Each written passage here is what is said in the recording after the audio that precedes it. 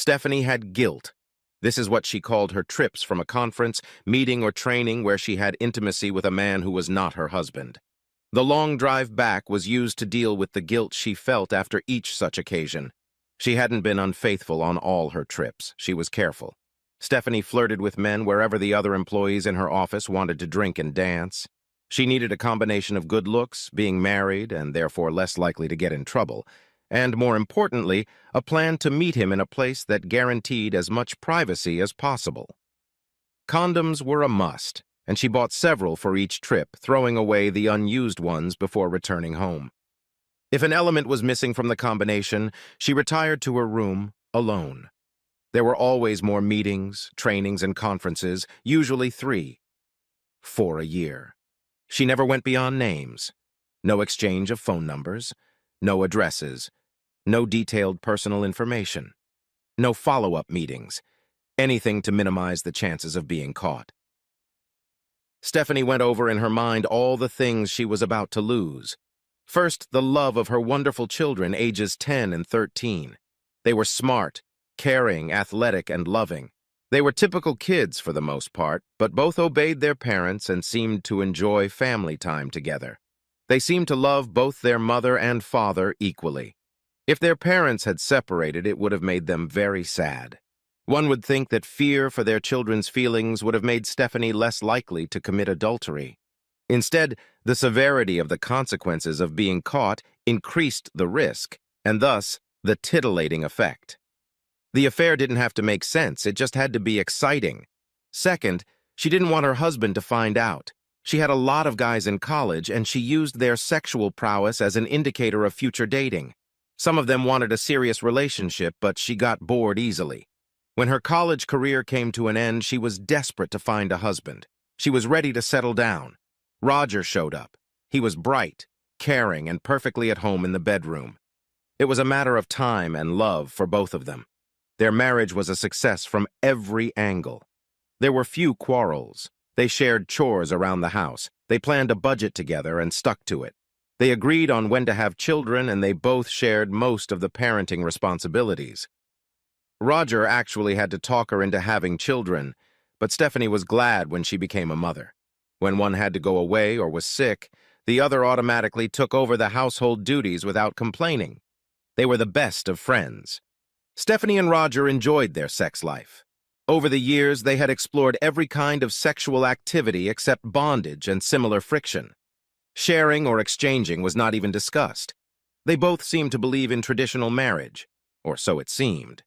Stephanie hadn't shown interest in anything more until at one conference, one of her married female colleagues had a rather obvious affair with a man she'd met. Stephanie was curious and sworn to secrecy if her co-worker told her everything. Hearing about the titillating affair, the great sex, and the statement that the tryst would only affect her marriage in a positive way, if at all, Stephanie was hooked. Stephanie, however, waited to see what would happen to her marriage if lightning struck a woman to death. She began to separate her marriage from a possible affair. One didn't have to affect the other. After a couple years, nothing negative had happened with her coworker that Stephanie could notice. Now she began to actively plan. Careful planning. The first 2 times she met, when she had the chance, she hadn't seen fit to take the risk. The next time she met a guy who wasn't affiliated with the training, was married, good-looking, and had a private room. She was very excited and paranoid, but everything went according to plan. Stephanie enjoyed the sex, said goodbye to her man, and went home. Roger didn't seem to suspect a thing once she got home. For weeks, she worried that Roger would somehow find out about it, but that hadn't happened. It was as if the gods were blessing her actions. Since then, Stephanie had become more willing to hunt for an acceptable lover. However, she never went beyond the risky terms. More often than not, she went home without ever experiencing another man, but neither was she punished for watching and lusting. Stephanie worried about her co-workers. They were the ones who might notice something about her that would make them suspect a liaison. She tried to flirt on the same level during every adventure at the bar, regardless of whether or not she was going to be on the take that night. If she had to share a room with a coworker, she would flirt and have a drink on her own, then return to the room when her roommate left. There was no sex on these trips, But the perception among her coworkers was that she drank, flirted, and went to the room by herself even when she didn't have a roommate. She never asked for a single room. When she found herself in one, it happened. The thing she worried about most was Carol. She had been a whore, by her own admission, until she went through the conversion experience at the revival. Since then, she had decided to become the willing conscience of the women at work. She flagged any clothing she deemed too sexy or provocative. Women with naturally good figures were often the object of her criticism, although their husbands or boyfriends saw nothing wrong with it. Good bodies were usually visible regardless of clothing. If Carol went on one of her trips, Stephanie was on the lookout. If Carol went to bed before Stephanie did, Stephanie would bide her time for a while, and if it wasn't too late, she might go hunting. Usually, if Carol went out, Stephanie was left without her. Another problem was Joel. He was a co-worker, one of the few men in this social work office. He was definitely good-looking and had a reputation for having a big tool. He hit on all the eligible and supposedly inappropriate women at work. Joel viewed out-of-town meetings as a time to increase the number of notches on his belt. All things being equal, Stephanie would love to give him a taste. After a few drinks and no better prospects, Stephanie might have considered lowering her terms for the meeting and accepting one of Joel's many offers. But she'd never accepted. It was too risky. Stephanie saw the 73 miles to go sign on the park road. She shifted her thoughts to her last lover. One last erotic memory before she started thinking about home. As usual, the gang went to a bar where they could dance. Stephanie drank, danced, and looked out for prospects. This night there were two of them, and they sat together. After she danced with each of them, they invited her to their table for a drink. She accepted and noted the time. Being with strange men for too long might have piqued the curiosity of her coworkers. Tim and Jim looked interested as they all shared basic but not personal information. Stephanie began to wonder how she could separate one from the other or perhaps have her first threesome. Before she had to choose, Jim said he was heading to the room and wished them a good night. Tim looked a little surprised, but very grateful. After she stopped flirting, she challenged Tim, "Deal with it or shut up." Stephanie handed him a key card for the extra room and asked him to wait 20 minutes after she left her friends. She said, "Make sure there is no one in the hallway when you knock." Stephanie spent about 15 minutes with her coworkers, after which she and a few others decided to call it a night. 20 minutes later, Tim came to her door. Like most men she dated, he was in a big hurry. She slowed him down, controlling the speed at which he removed his clothes. Stephanie redirected his attempts at immediate sex before he realized it was foreplay or no play. Tim was quite large, but Stephanie was no size queen. She was glad she insisted on foreplay. Less than an hour later, she was in bed alone. Half an hour she spent cleaning up all the marks from the condom they had used. Standing in front of the full-length mirror, Stephanie looked for bite marks or hickey marks. Clear. Remembering the details of their session, Stephanie realized she was becoming aroused. It wasn't an unwanted situation, but potentially dangerous, depending on whether she met Roger when she returned home. Sometimes he wanted to get right down to business. Oh well, if she wasn't worried, she could tell Roger that she'd gotten excited at the thought of coming home to him. He'd want to believe it. Stephanie wondered if it was time to stop trying. She knew that the more there were, the more likely she was to make a mistake and get caught. Like any addict, she deluded herself that she could quit at any time, but only if necessary. She believed that her adventures didn't negatively affect her marriage and family because she wanted to believe it. The 23 miles to go sign meant it was time for her to readjust to her role as a faithful wife and devoted mother. She thought about the kids' sports schedules and what transportation would be needed. The kids would leave notes on the refrigerator if they needed something baked for school or if they were in charge of snacks at the next soccer game. Roger will need to be reminded to buy meat for cooking this weekend. It was easy for Stephanie to get carried away with makeup sex for Roger, who had been forced to miss her the last few days. Stephanie carried her suitcase up the porch steps and into the living room. Even though neither Roger's car nor the children were home, she made a phone call just in case. Receiving no answer, Stephanie rolled the suitcase into the laundry room. She quickly put the dirty clothes in the washing machine and started it up. She didn't want any residue left on the clothes. like the smell of cologne. She smiled at the thought of getting away with it again, and Roger would get all the benefits of her good mood today. Going upstairs, she moved her toiletries to her half of the bathroom. When the suitcase was empty, she put it away in the closet. She stopped and looked around the bedroom. Roger had made the bed, which was somewhat unusual. For some reason she couldn't pinpoint, it was somehow out of place. She headed for the children's rooms. To her surprise, their beds were made as well.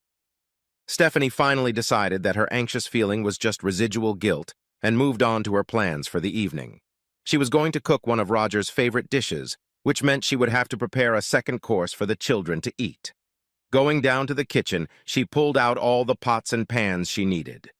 Placing the first of them on the island, she saw this, and awed. There lay a piece of legal paper and Roger's wedding ring. She picked up the paper as if it were poisonous. In a way, it was. Roger's note said the children were staying with his parents. He was looking for an apartment that would be spacious enough for him and the children. She could expect to be served with a lawsuit in a few days. The note ended by saying that Jim was a fraternity brother and recognized Stephanie even from the scant information she provided about herself. Tim gave Jim a vivid description of Stephanie's actions in the bedroom. Roger would contact her for his attorney's contact information and arrange a time for him and the kids to pick up the clothes. Stephanie whined but didn't cry. She'd long ago made a plan of action in case this got out, but hadn't rehearsed it lately when she'd gotten away with it for so long. The first order of business was to talk to Roger in person. When she did, she would cry. Roger hated to hear her cry, sympathized, and usually gave in to her. She would tell him it was a one-time mistake. Menopause could be blamed for everything. She would apologize and vow never to do it again. Finally, she would use the children as leverage. Children need both parents, and going back and forth between parents would hurt their upbringing and stability. She pulled out a scotch and took a sip before launching into her attack. Roger's phone went to voicemail each time. She left tearful messages asking him to call her until his mailbox was full. When it was time to go to bed, she called his parents. She sobbed again and begged to talk to her babies. Roger's father told her, "Hell no." Stephanie was stunned, for she had never heard him say a harsh word. She tried to object that it was her legal right to talk to them. He replied that he had to see a legal warrant. She asked to speak to Roger. His father said he wasn't home. He was looking at apartments.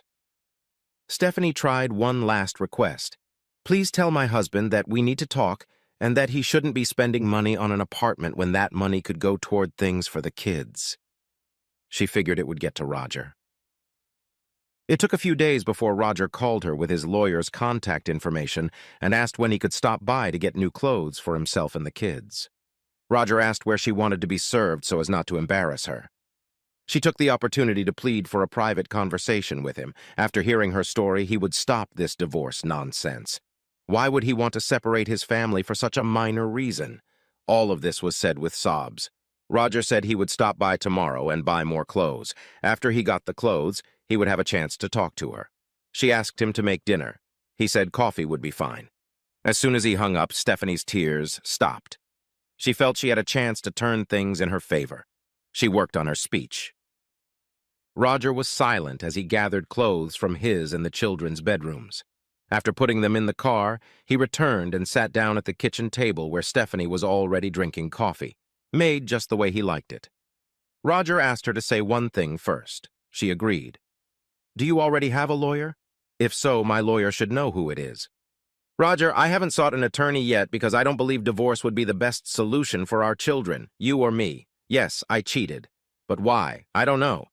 I guess I wasn't used to drinking as much as I thought I was. I really don't remember what happened. Maybe they put drugs in my drink. I'm not trying to say it's not my fault that I'm in this position. I'm just saying I was partly out of control because of alcohol and possibly drugs. Think of the kids. I believe I was a good mother. My one-time mistake doesn't hurt my ability to be a mother to them. Separation from their mother and father will hurt them emotionally. Having to pay rent, utilities, etc. For two families will cut into the money we could spend on them. It will hurt them. Do you really want to cause them more pain because of something that happened that has no meaning to them? Do you want them to see you take revenge on their mother? Are you sure that's what you want? I believe I was a good wife, at least until that night. My mistake damaged our marriage, and it's my fault.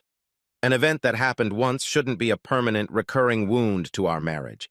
All you have to do is forgive me this time. Then you will see that it will never happen again, and all the wonderful things you thought about our marriage and our family before you found out from Jim will come back. I will do anything you ask to restore our marriage, but I won't do anything to make it even more broken than it is now. Stephanie thought her words would elicit the expected reaction from Roger. He pondered her words. She decided to go ahead with it. You and the kids are moving back in. I'll stay in the guest room. Let us remain mother and father while I prove to you that I am worthy of us being husband and wife again. Her monologue probably won Roger over, if only she had kept her mouth shut. Roger, please believe me, they mean nothing to me. I love only you. Roger picked up on that immediately. They? Have you had other men you've slept with? You're pathetic. Bitch. I was going to be nice to you in the divorce, but that's in the past. He stepped out. Stephanie whispered weakly, I just blabbed too much. I meant that he doesn't mean anything to me. This time the tears were real. For the first time, she felt guilty. It was the last time Stephanie would see her family. When Roger went to his lawyer to see how badly he could treat Stephanie in the divorce, he was hit with the reality that no matter what she did, she would get the kids, the house, alimony, child support, and housekeeping plus 50% of their joint assets. She was going to be rewarded for screwing things up. Unless Roger, the kids, and all the money he could muster went to parts unknown. He took his guilt upon himself. However, he felt guilty because he couldn't punish her any more than he had punished her.